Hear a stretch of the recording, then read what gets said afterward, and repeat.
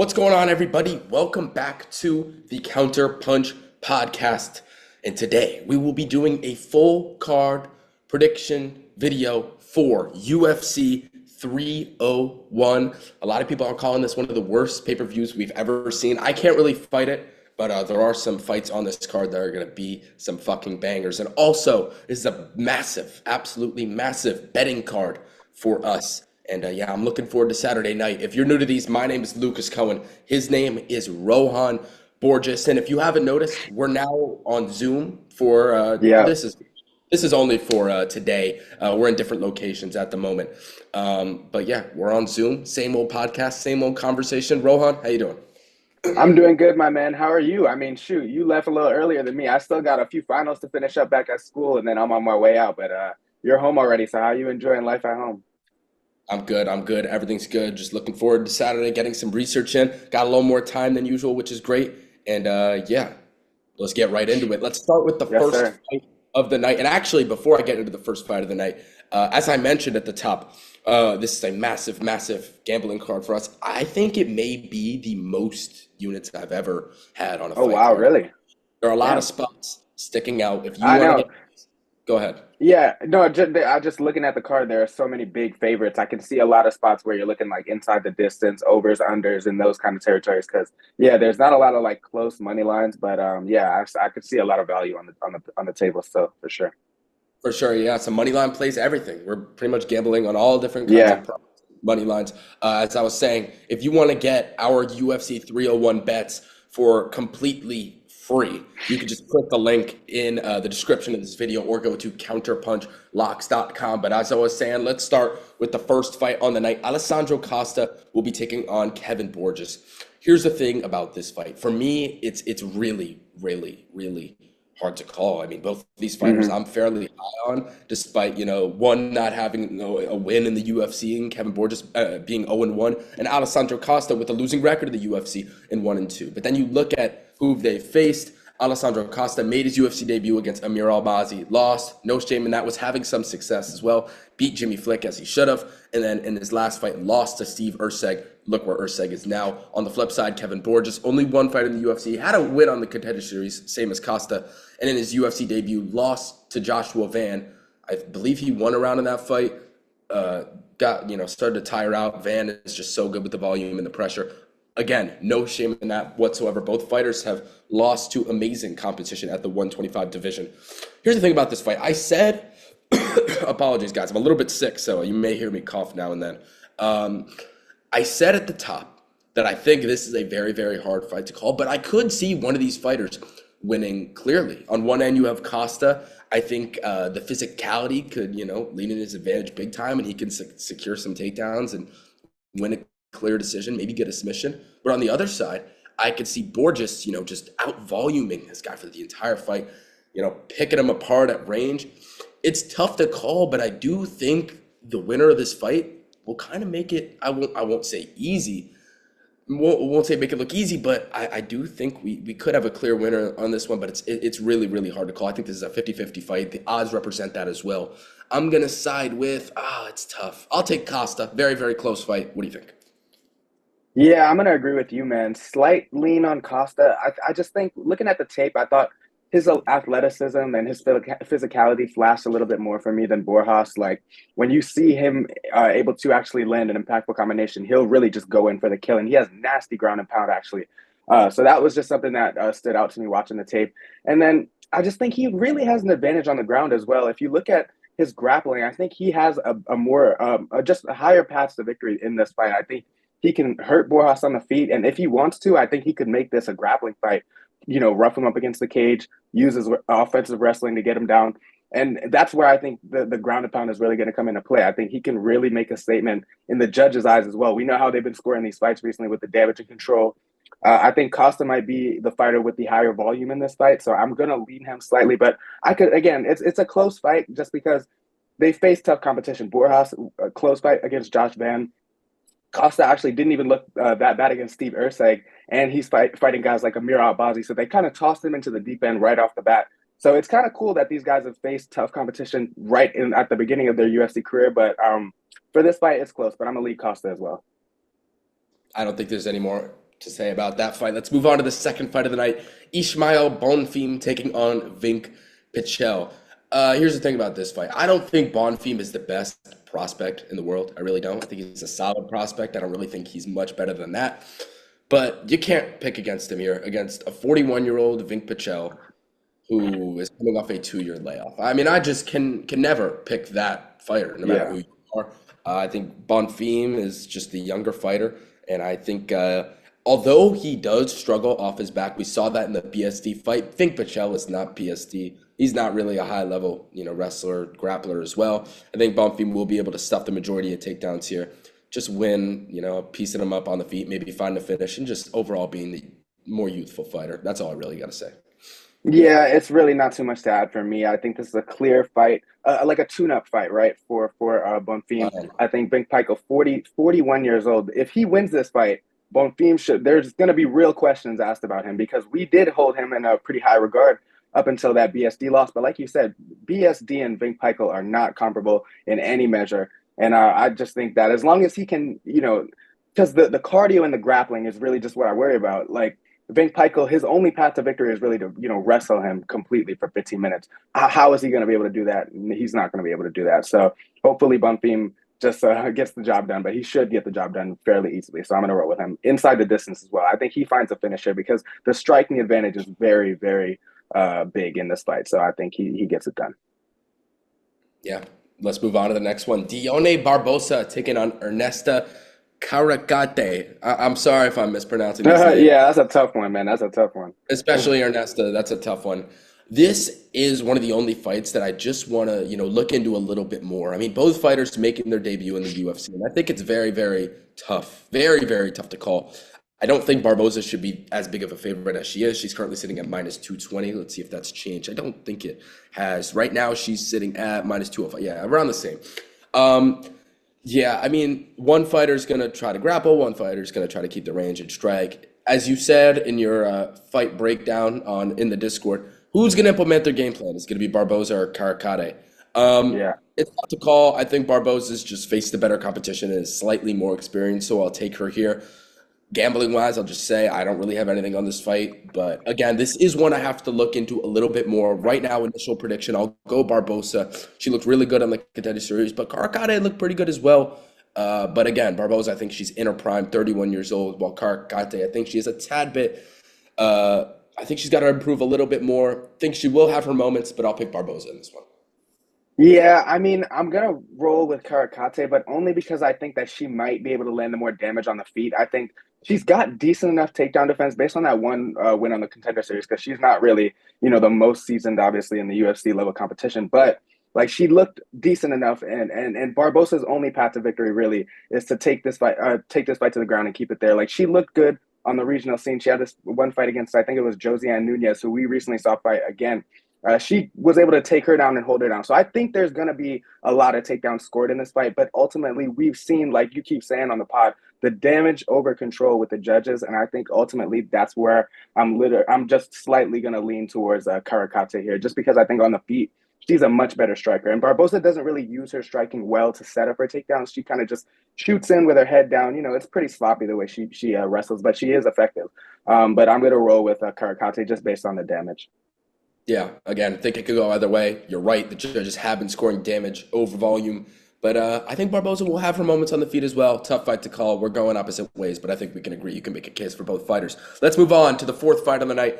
Mauricio Ruffy taking on Jamie Malarkey. Probably my most confident prediction on the card so far. I'm going to go Mauricio Ruffy. I think Jamie Malarkey's chin is completely gone. He's only 29, but I do think he's kind of done. Ruffy, the guy's nickname is literally one shot. He's got brutal knockout power.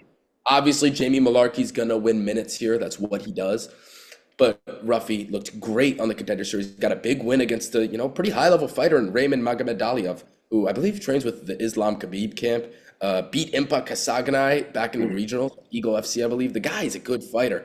I don't really like to use MMA math here, but you could just tell when a fighter's good. I think that was a good win for Ruffy. It's a different style, completely different style. Regardless, Ruffy's in his, hometown. I don't think it's his hometown, but home country at least. His hometown is Sao Paulo. This is in Rio, I believe. Um, but regardless, I think Ruffy's got incredible power. That's a nightmare for Malarkey. Again, Malarkey will probably score some shots early, but I think round one, round two, knockout for Ruffy. This guy's got some pop in his hands, and I think that's a nightmare for Jamie Malarkey. Yeah, man, 100% agree here. I don't know what the money line was at the start of the week. Now he's about minus 200 on on most books. But man, you just look at the tape and there's certain fighters where they have this confidence about them and their movement. He's so fluid in there. And like you said, Jamie Malarkey, he's a tough guy. Like he's tough, he moves forward, he lands shots, he wins minutes like you said. But this guy's power and his just ability to slide out of range and counter, like he's a really clean striker. And yeah, man, I'm surprised that the line, and just based off, obviously the UFC experience is not really there for Ruffy, but he is nasty, man. So I really think, and Malarkey's got chin issues as well. I think it's all lining up for a finish in this fight on the Ruffy side. So I'm gonna side with you here. I think he gets it done inside the distance as well by knockout. Yeah, and again, Jamie Malarkey got brutally knocked out in his last fight Yeah, against yeah. I Nasrat, mean, and then a few fights ago also got brutally knocked out by Muhammad Naimov. Got brutally knocked out twice in 6 months. Not a good look. I don't think yeah, he's no. there whatsoever, and I like Ruffy to absolutely starch this guy. Again, as I mentioned, Malarkey will have his moments, but I think Ruffy's gonna be the one with his hand raised. Let's move on to the next fight. Joaquim Silva taking on Drakkar Klose. In my opinion, there are a few fights on this card, not many, but a few, like two or three, that are extremely close to call, like that Barboza fight, the Gomi Silva fight, another one that's very Oh hard to yeah, call, and this one as well, Joaquim Silva versus Drakkar Klose. Very close fight. Both fighters fairly old for their weight. 35 is Silva, 36 is Drakkar Klose. And I don't know. I think these fighters are very similar. Very similar. I'm having a really tough time predicting this fight. I mean, Joaquim Silva hasn't looked bad whatsoever in his last three fights. Flying knee knockout against Jesse Bronson. Obviously lost to Arman Sarukian, but that's not a loss he should be ashamed of. I mean, he rocked him badly, did get finished, but it is Arman Sarukian. We're going to see him fight for a title in his next fight, most likely. And next, in his last fight, it was a win against Clay Guida in a fight that was probably a little bit closer than it should have been, but mm. he still got the job done. Clear, unanimous decision. On the flip side, Drakkar Klose brutally knocked out Joe Solecki. He's on a three-fight winning streak ever since making his return from that brutal knockout against Beneil Dariush. But he hasn't fought, the best competition, Garcia, Jenkins, and Joe Solecki. I don't know. I'm going to let you predict this one first because I'm having a really tough time with it. Yeah, I mean, I think I've liked what I've seen from Jakar Close in his last couple of fights. Like that Beneil Dariush knockout, when did that happen? 2020 now. So it's a long time ago, and he's just looked really good recently. That slam knockout against Selecki, so impressive. And I think I side with him here. I think he's a little more well-rounded, and he's solid in these areas. I think he's more solid of a fighter than Joaquim Silva. Like Joaquim Silva, just he has the tendency to get a little sloppy, and I think Drakkar Close is starting to clean his game up a little bit. I think he's starting to polish his game up a little bit more. And like Ricky Glenn knocked him out. I'm talking about Joaquim Silva. Ricky Glenn knocked him out in what 30 seconds? Like that's a horrible look. Obviously Sarukian, not a bad loss, especially going that far with him 3 rounds. But Clay Guida, I don't hold much stock in that victory. Like Jesse Ronson, okay, like I don't really rate his victories as highly. And then Drakkar Close, like I said, 36 years old. That's a little worrying, I guess, just because of the age. But I don't think Joaquim Silva is that much younger. I think he's 35, so it's not that crazy of a difference. I just like what I've seen recently from Drakkar Close, so I'm gonna pick him. It's gonna be a close fight. Like Joaquim Silva, at the end of the day, he has the tendency to make it a dog fight, but I think it's gonna be a decision victory for Drakkar Close, a very close one. But I'm gonna start with him.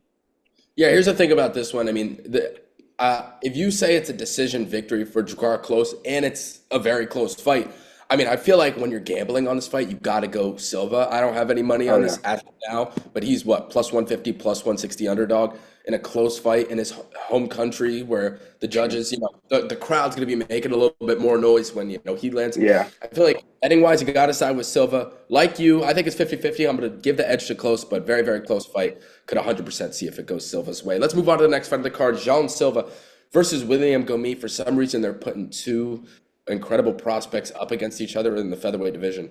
And Yeah, also two fighters that have completely different styles. Jean Silva trots forward like a fucking dog, barks at you and swings heavy shots, while William Gomis loves slowing the fight down, picking his shots at range, backing up. That's what he does for a living. Very, very tough fight to call.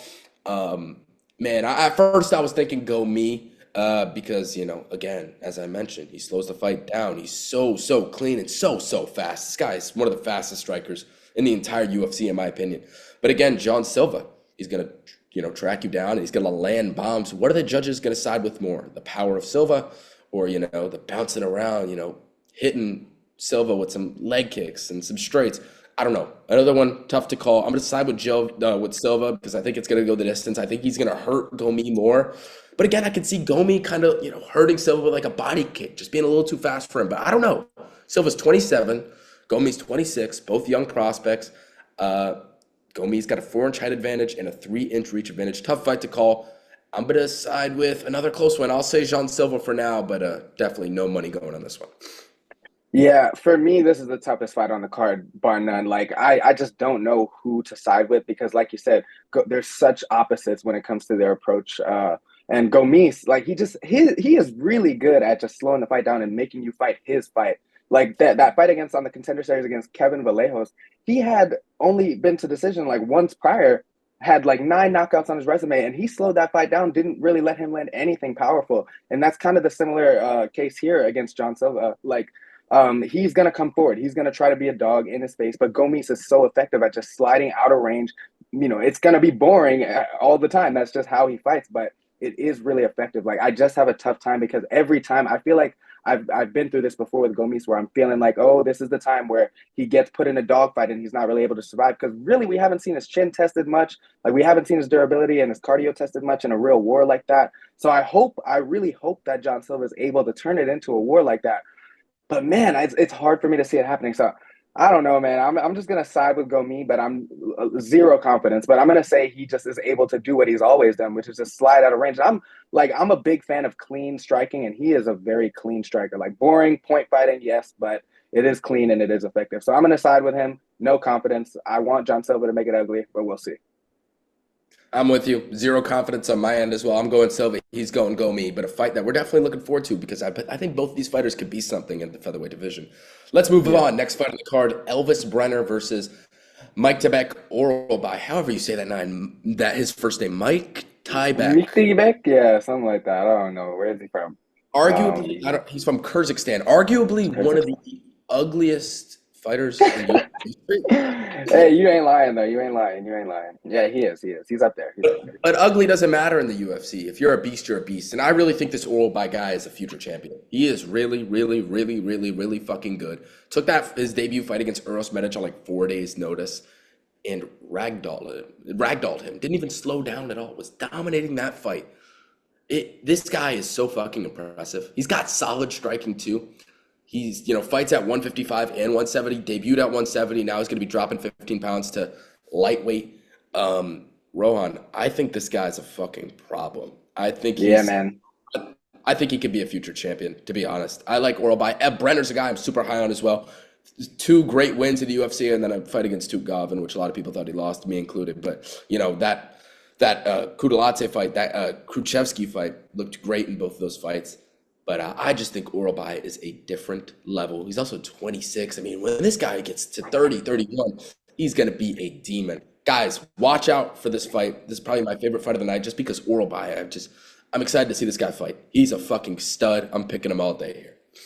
Yeah, I really don't. Oh, excuse me. I don't have much to add. I think he is a freaking problem, like you said. Watching the footage, I mean, he's got everything that you could possibly ask for. The wrestling, he's always in your face. He's kind of that same like Hamzat Islam build, not with the level of wrestling maybe, but that just in your face pressure for the whole entire fight. And he doesn't slow down. And he actually does have really clean striking. If you look at it, he's got a few finishes where he'll find the target with an uppercut from a weird angle. Like, he's able to just unload in the pocket, man. And I think Elvis Brenner, like, he's tough. I know he's going to be a popular underdog, I think, this week, but I don't think he should be because I think Oralby, like you're saying, he's a future contender for sure and possibly a future champion. Like, this guy is very, very dangerous. And yeah, I just think he'll have the advantage wherever the fight goes ultimately. And I don't think that his cardio will even be tested in this fight because Brenner he has some cardio issues of his own. So I don't know, man. I think this is gonna be it could be a close fight if Brenner's able to sustain some of that damage. But I think ultimately Oralby is gonna be in his face for so much of the time that it's gonna be hard for him to keep up. So I'm gonna take Oralby here.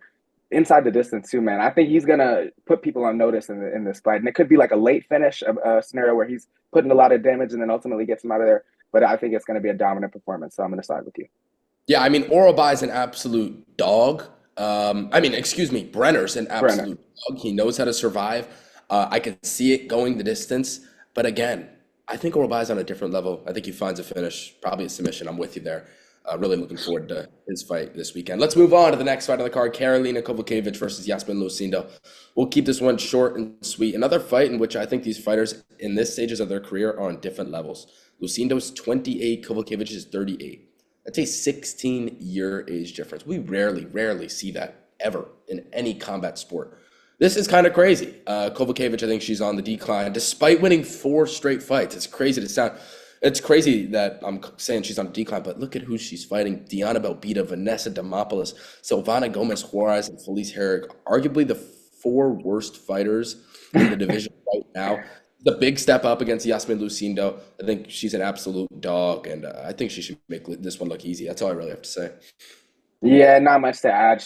I mean, she's been impressive and recently winning 4 straight after losing 5 straight, which was bad. We thought she was on her way out, but at this point, Kowalkiewicz is too old and Lucindo is too good. She is 22 years old, if I'm not mistaken. Yeah, 22. Yeah, she's gonna dominate here. Not much to add. Yeah, all day.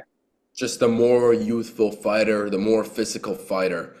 That's it. That's all it comes down to, guys. There's literally nothing else to say about this fight. I think Lucindo is a really good prospect. She's only 22 as well. Someone 22, man. She's someone nasty. definitely to look out for. Super nasty. I'm liking Lucindo in this one. Let's move on. Next fight in the card, Joe Anderson Brito taking on Jack Shore. At first, this one was super hard to call for me, and I still think it's fairly hard to call.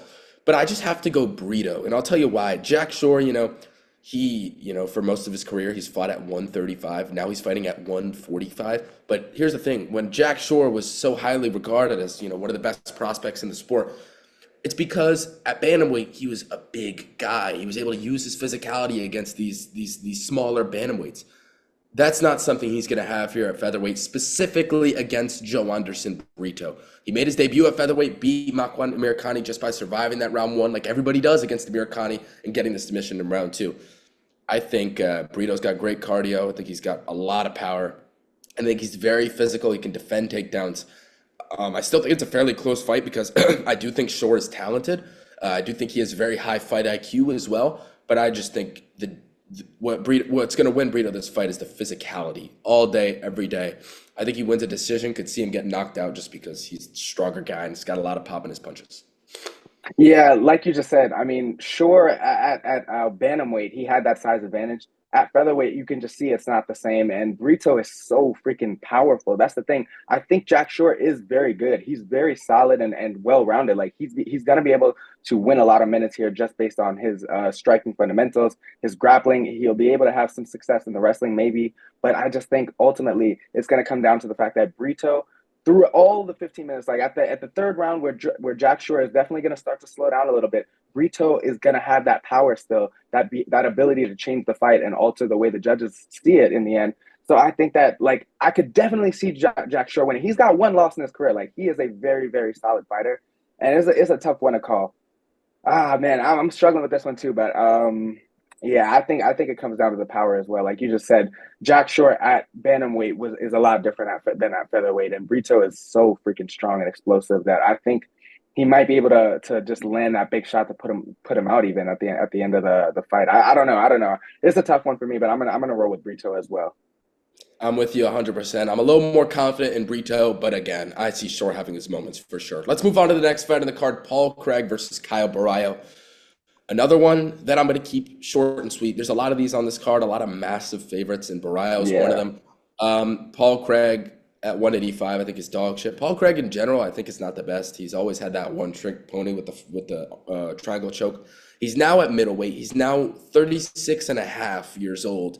And I think this is a nightmare stylistic matchup for Barrio. Again, this guy could throw up that fucking triangle choke like he always does. So you can never count out Paul Craig.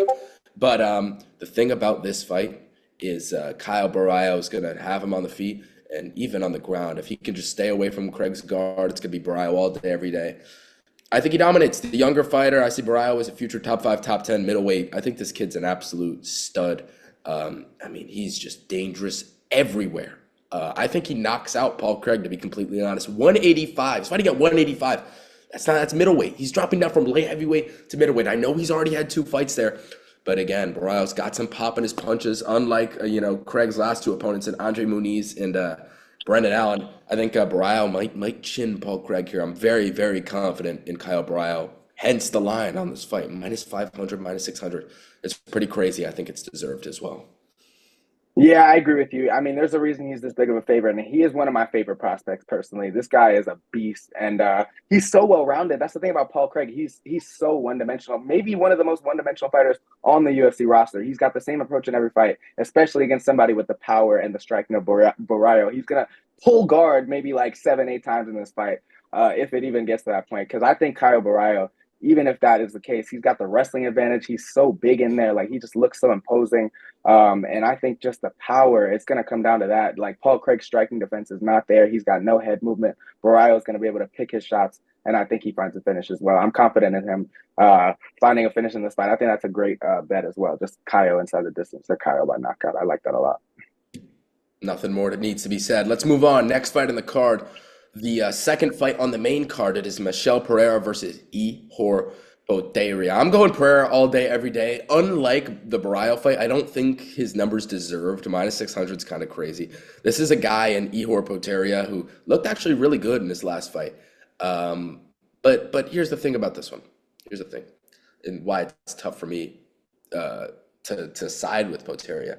Pereira at 185 is a problem. I mean, who does what he did to Erceg? Like, submission, round 1, what was that, 50, 60 seconds.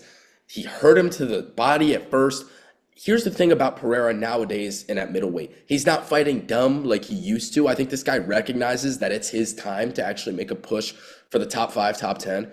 And I think he's a problem, a really, really big problem if he fights smart. I don't want to see backflips, although it's super entertaining. Don't get me wrong. At the moment, I'm going to love it. I think this guy Pereira is a problem at middleweight. I think this is the right weight class for him. He's 6'1". He's not massive for the weight class, but he's very filled in here. Man, I just think he's just really, this is a really, really talented fighter when he's not fighting dumb. Potieria, again, I think this guy's not horrible as some people, seem to think he is, and hence the number as well. He has taken this fight on short notice, which is scary. I got to side with Pereira. I mean, again, who does that to Erceg? This is a step down in competition. He's going from Erceg to Potieria. I got to side with Pereira. I think he gets it done inside the distance. I'm curious to see where his cardio is at middleweight. I think it should be better because he's not cutting, an extra 15 pounds. But I think Pereira, I think he destroys Potieria, in my opinion. Yeah, I just because of the way he's fighting recently, like you said, he's not fighting like an idiot like he used to. He's actually fighting smart. And when you fight smart and you have that much talent, this guy is so talented. I mean, the striking, the ability to bounce in and out, land his shots so fast, and then also the wrestling and submission ability. He's got it all. He won his last fight by rear naked choke in like a minute. I mean, it was so impressive. But this guy, he's looking like he's finally taking his career seriously. And I like, again, Potieria is not a bad fighter. He's gonna have the 2-inch size of it. I think he's 6'4". Like, he's physically imposing himself. He's got knockout power. But ultimately, I think Pereira is just so good at sliding in and out. He's like, that movement, it's crazy at times, but when he uses it to his advantage, it actually works wonders. And I think he's going to be the much faster fighter in all aspects of this one. So I think that's going to give him a big advantage here. As long as he doesn't get tired, because we haven't seen him go late into the fight recently, I think he gets it done. So I'm going to roll with Michel Pereira. I think by decision. I'm going to say by decision. I think he just... I don't know. He's finishing fights too. I'm going finish. I'm going finish, man. Yeah. If he's doing that to Erceg, he's going to do it to Potieria, man. I'm telling you. That's true. I'll say inside the distance as well. You just convinced me. There you go. Pereira inside the distance, my pick. Boom. Simple as that. Let's move on to the next fight, the featured fight on the main card. It's Anthony Lionheart Smith versus Vitor Petrino. Again, another one of these chalky fights.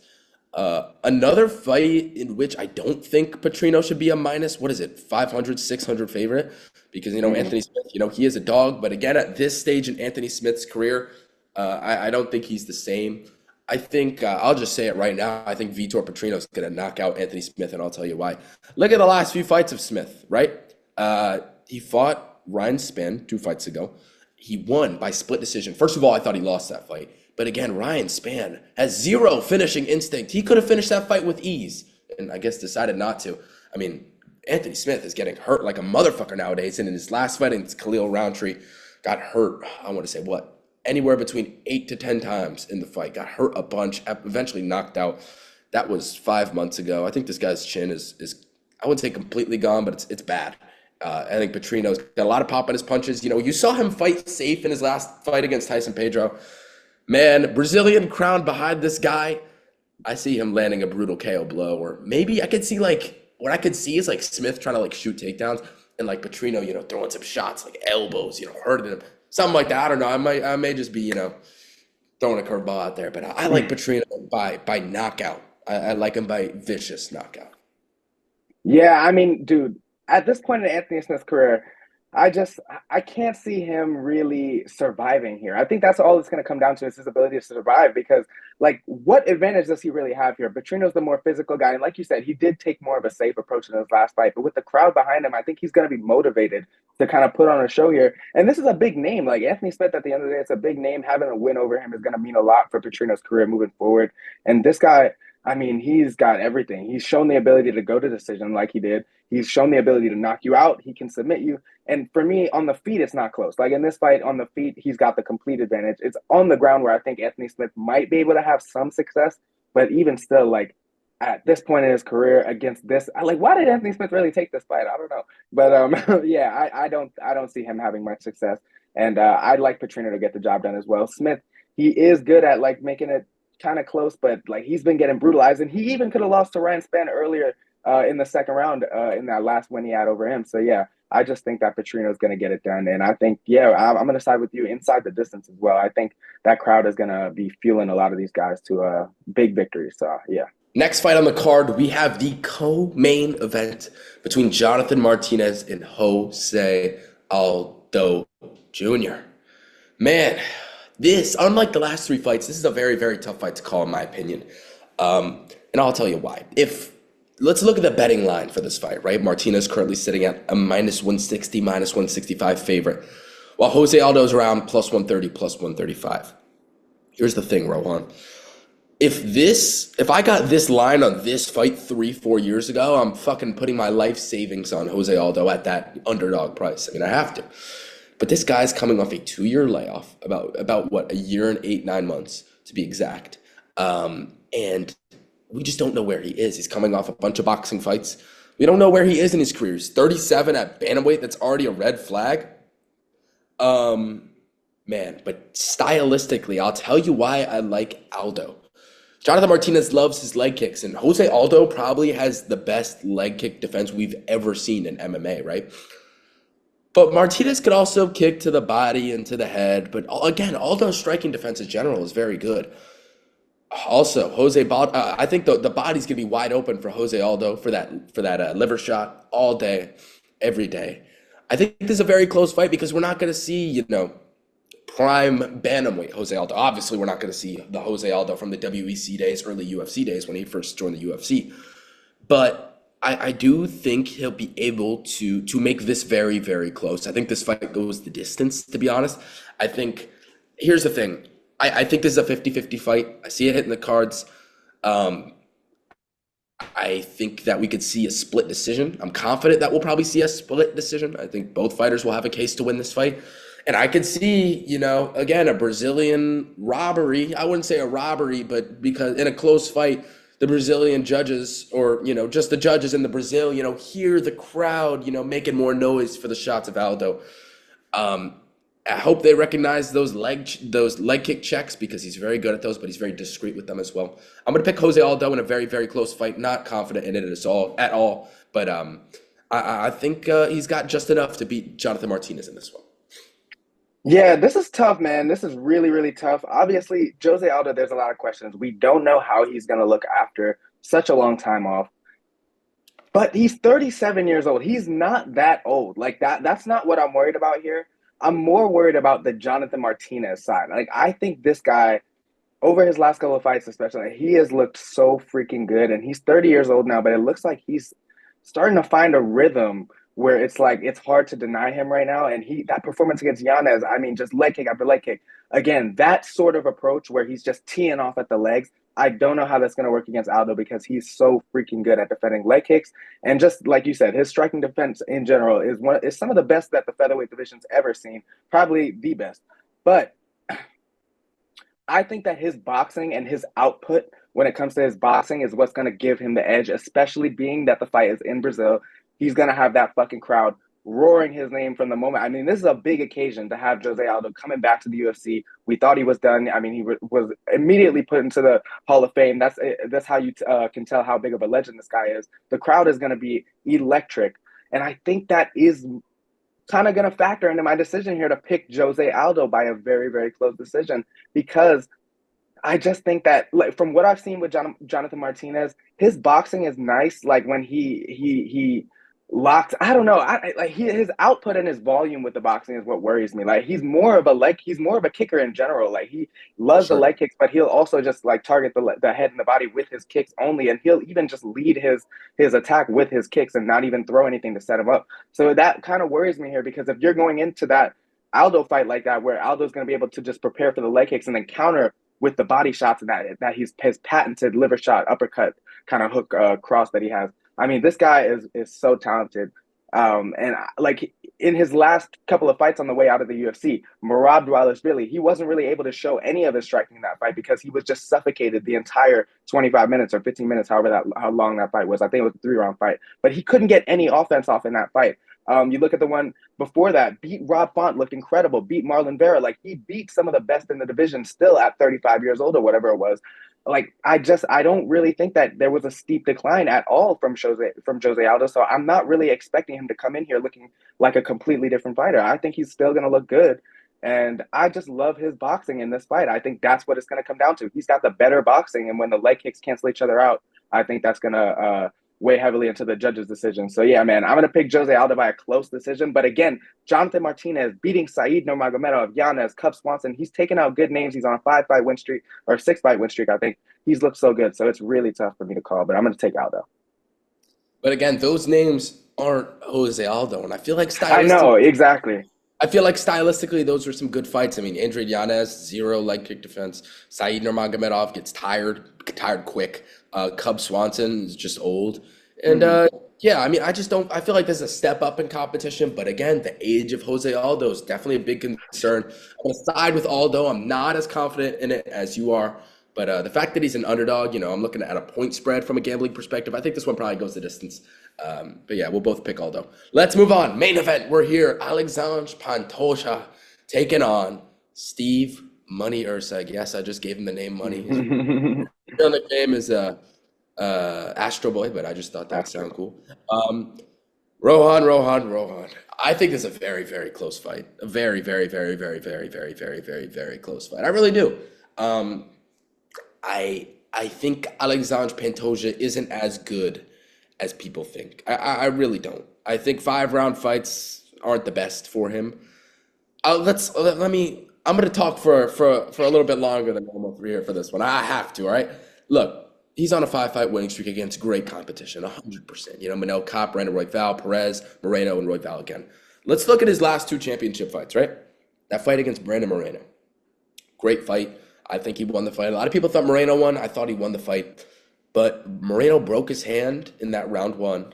And again, you could kind of see Pantoja slowing down as the fight got on. But again, he was able to hang on to that back for dear life. Got it done. I agree with the decision. Very, very close, but I'd give it to Pantoja. And his last fight against Brandon Royval looked solid in the early rounds, hurt Royval bad, was able to secure a shitload of takedowns. But again, as the fight went on, you could see this guy slowing down a lot, like a lot. Thankfully for Pantoja, he's an absolute dog and he pushed through. And also thankfully for Pantoja, Brandon Royval probably is the worst takedown defense in the entire UFC, some of the worst for sure. This guy can get taken down by a gust of wind. I think this is tough stylistic matchup for Pantoja. I really, really do. Yes, Steve Erceg isn't deserving of this title shot at all. He had his UFC debut 11 months ago, June, I believe it was 10th of 2023, and here he is in May 2024 getting a shot. I don't think he deserves it, but stylistically, I think this is a problem for Pantoja. Early, I think Pantoja will be able to get takedowns. I think he'll get the back, and I think we'll almost see a submission for Pantoja, a rear naked choke. I really do. But if Erceg escapes, and I think he will because this guy's never been finished, only one loss, didn't get finished in that one. Again, he hasn't fought the best competition, but regardless, I think Erceg, man, I think his scrambles are good. I think as the fight goes on, he'll be able to stuff takedowns, and I think he'll be able to land some big shots on the feet. This guy's very, very technically sound. He has very high fight IQ as well. He will fight for your money. I think this guy's very, very talented. Again, I know the resumes aren't anywhere near to one another. Erceg's best win's probably what, David Dvorak or Alessandro Costa, while Pantoja's best win is, the Royvals, the Morenos, the Comps. Again, massive, massive difference in level of competition. But I think as the fight goes on, Erceg is going to look good. He's the bigger fighter as well, 3-inch height advantage. Again, Pantoja will have success. I think this fight's probably going to go the distance, and I think it's going to be very, very close, and I could see Pantoja winning on the cards. But man, a gun to my head, I think I'm going to go Steve Erceg to get this one done. I've got a feeling about it. I think as the fight goes on, the volume is going to be there all day, every day. I think he'll be able to reverse some positions as well. And if it hits the cards, I'll get scared, but I think Erceg will do just enough. And I also think we could see a finish in round 4 or 5. Again, Alexander Pantoja, I don't believe he's ever been finished, has he? I'll check that right now. No, he's never been finished. He's an absolute dog. It's going to be tough for Erceg to get him out of there if, the fight, goes on and he's peppering him with shots. I'm going to go Steve Erceg for my official prediction via a very, very close decision. What do you think? Man, look, I understand where you're coming from. Let me just first say that I completely get what you're saying. Steve Erceg is a tough stylistic matchup for Pantoja, given the technicality. Like, if you look at Pantoja's last opponents, Royval, he's not the most technical. He's just a dog. And that is what we saw in that fight, a dog versus dog fight. It went the whole 5 rounds, and it was a close-ass fight.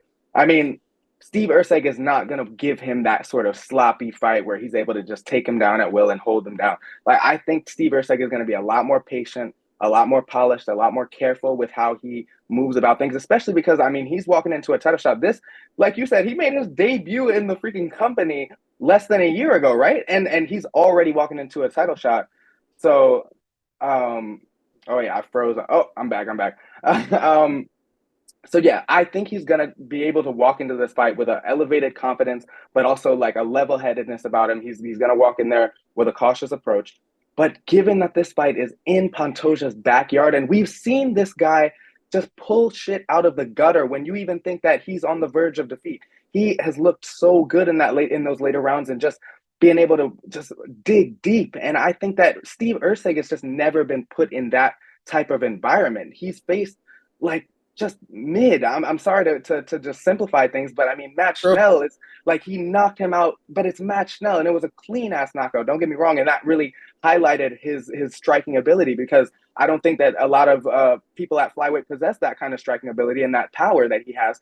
I think he's very, very dangerous, man. Don't get me wrong, and that's why I'm even having a little bit of trouble, like 100% backing somebody in this fight, but I can't pick against Alexandre Pantoja, especially because he's never been finished. So, right, if you're telling me that he's never been finished, I have to think that this is going to be a 5-round fight, right? It's going to be one of those fights where it's a war early on. It's a tactical fight for the first 3 rounds, but then after that, because both of these guys are high volume, this is a flyweight fight, and I just think that the grappling advantage for Pantoja, yes, Steve Erceg, he's got good takedown defense. I think it's 77% right now. He's good. He's able to keep the fight standing for some time. But against Pantoja, who's able to just transition, he'll wear you down in the clinch. He'll land some strikes, transition to your back. He's so good at getting your back from weird positions as well.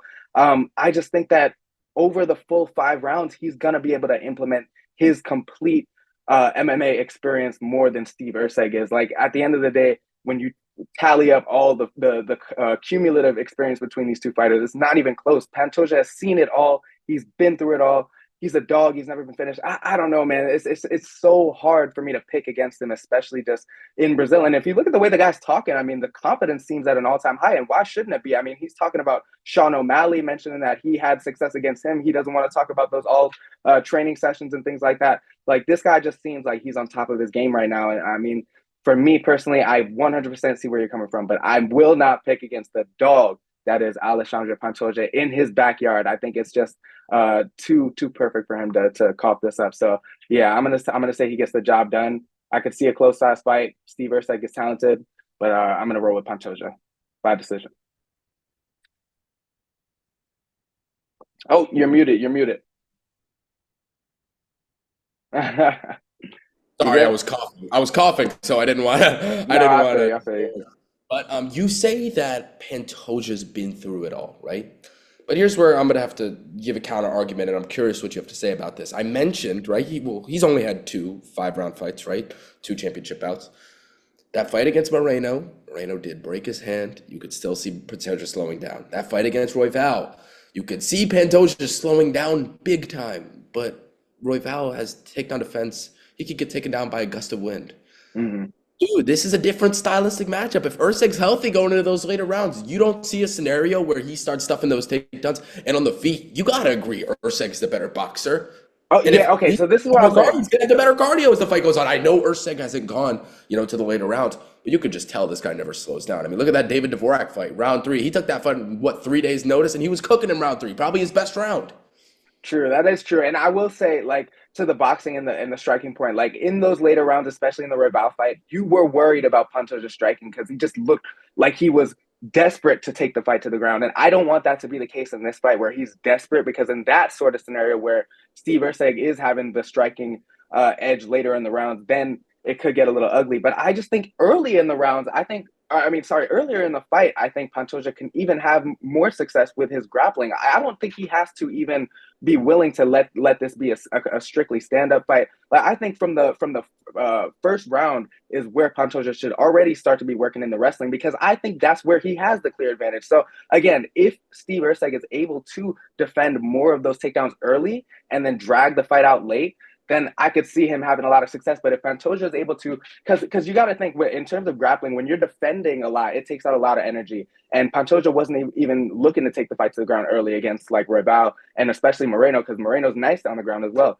But Steve Erceg, I think there's a lot of question marks about his ground defense, because he's never faced a BJJ black belt or anybody with the level of grappling to Pantoja's level. So I just think that he should be looking to implement the grappling early. But you do bring up a good point that if the fight goes on, Erceg striking will start to shine more. So I guess that does worry me a little bit. But I don't know, man. There's just too many question marks surrounding Steve Erceg, and I get the point that like there can be question marks up until the point that it's the fight, and a fight is a fight. Anything can happen. But like, as far as where I'm comfortable putting my money, I've seen Pantoja just pull it out of the fire. And again, with the environment getting, they're going to be chanting his name. There's no way they want this Australian weirdo looking dude to come in there and take the title from one of their own. Like, they're going to be backing him 100%, which hasn't always been the case for Pantoja.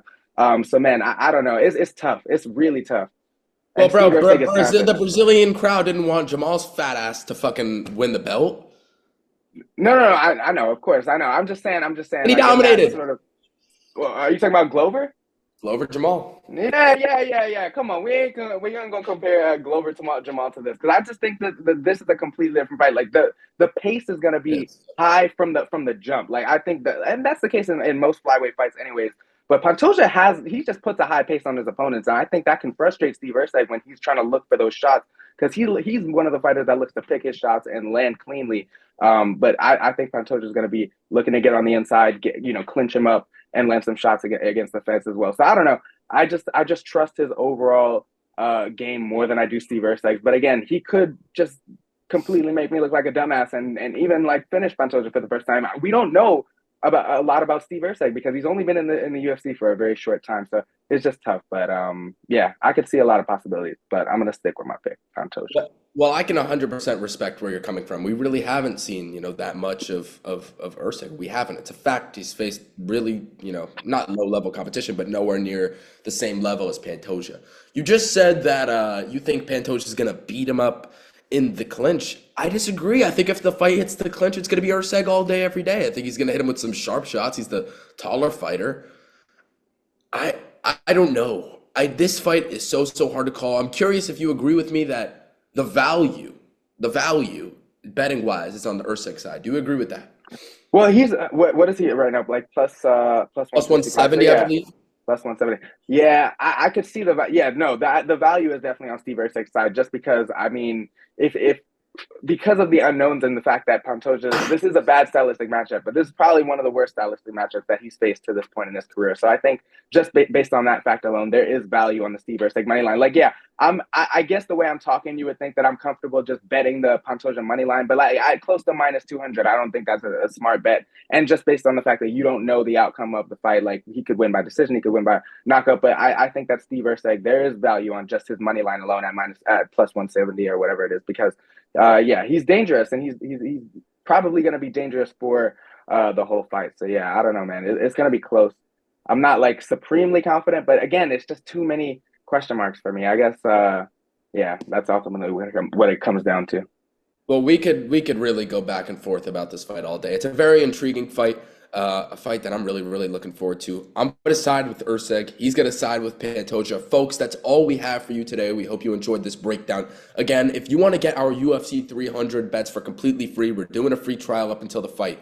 Just click the link in the description of this video or go to counterpunchlocks.com. Rohan, any final words?